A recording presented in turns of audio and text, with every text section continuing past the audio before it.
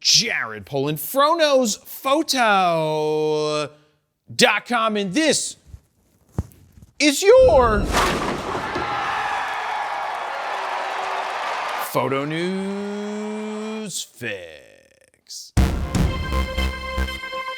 This fix is brought to you by Storyblocks, which has been an invaluable asset for us for well over 10 years at this point. Storyblocks gives you unlimited access to royalty-free photos, videos, music, sound effects, vectors, motion backgrounds, and so much more for one subscription cost, which means you never have to pay per clip. On top of that, there is a Storyblocks plugin for Adobe Premiere Pro that allows you to search all of your Storyblocks right from Premiere, which is a huge time saver. For those DaVinci Resolve users, templates are now available in your Storyblocks library. Since I've been spending so much time at bowling centers recently, here's a Storyblocks clip of a guy in a wheelchair being cheered on by his friends to, bowl a strike. I hope he doesn't foul. Anyway, to sign up for Storyblocks or to learn more, head on over to storyblocks.com/fro. First up, Fuji has put out a teaser video entitled Half the Size, Twice the Story, or what they used to call me in high school, because I was short. Not for any other reason other than that. In the teaser video, you can only see a silhouette of the back of a camera. You can see a viewfinder on the left side,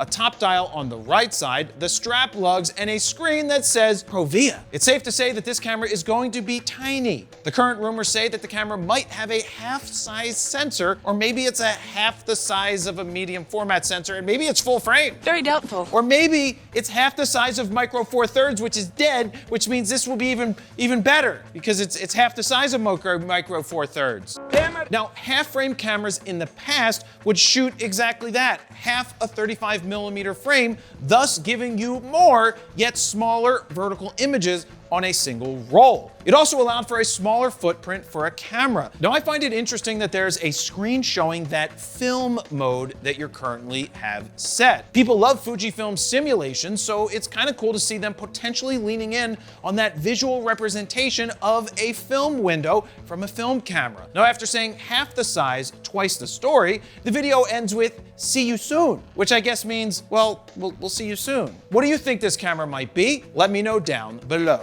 Next up, Insta360 has dropped their X5 360 camera a year and a few days after the X4 camera came out. Now, we took that bad boy out to a bunch of different events like soccer and riding my bike to show off my sweet, sweet ass, to including skydiving, where I jumped out of an airplane. Really? And I didn't jump out of the airplane, but instead we paid someone else to do it for us. Harsh, bro. That's harsh. I've done it before. The biggest update to the X5 is its newer, bigger sensor. They went from this to this size. Now, I'm not saying those numbers because I honestly have no idea how you're supposed to say it, and I get upset when people say 1/800 when they're talking about shutter speed, so I don't know. I'll try. Is it supposed to be ½ inch and then one?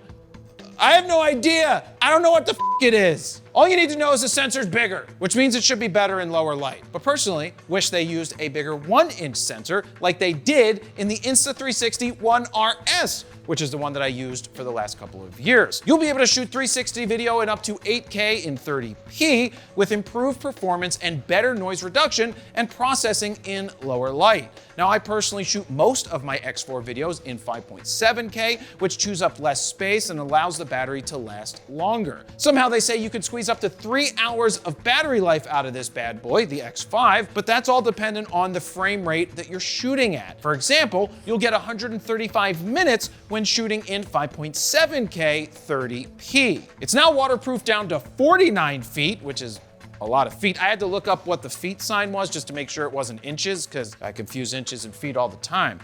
But one of the biggest updates is you can now swap out broken or scratched lenses on your own. Now, I've certainly scratched a few up in my day. Now, in terms of price, you're looking at $549. Now, I'm waiting for them to send me one to test out, as I like using it for BTS of all of my photo shoots. Now, is this something that you'd pick up? Let me know down below. And finally, Sony has released something that had me questioning my sexuality. No, my choice to be on Canon, only for a few seconds. But really, I want this lens on Canon or something like it. Now this is the 50-150 f2.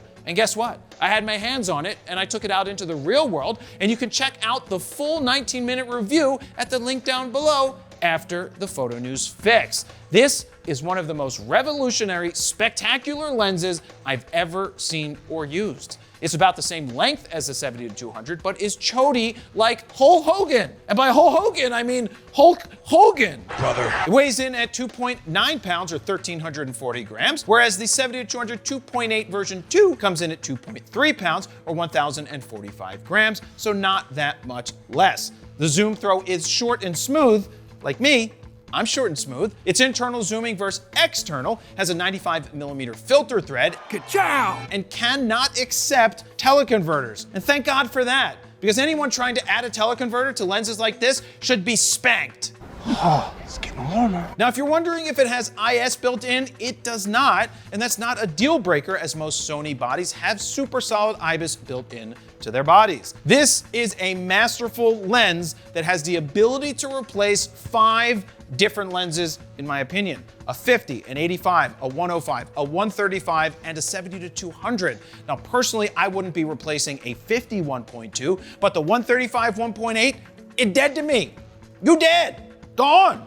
Not needed. For me, it would replace a 70-200, but for others who still want that extra reach, this is the difference between 150 and 200. It is noticeable. But if you're a wedding shooter, you could pretty much cover the whole entire day with 2 lenses from Sony. This one and the 28-70 f2. So how much is it? It's $3,899. I know what you're thinking. Wow, that's insane. That's a lot of money, but it's really not for what you're getting. If you were going to buy a 135 1.8 and a 70-200 2.8 version 2, this lens would be cheaper. Now, if I shot Sony this lens, it would be ordered already. But I don't, which means Canon, guess what? You gotta do something better, because I want it. And there you have it, that's your Photo News Fix this time around. Thank you very much for watching. Jared Polin, PhotoNewsPhoto.com. See ya.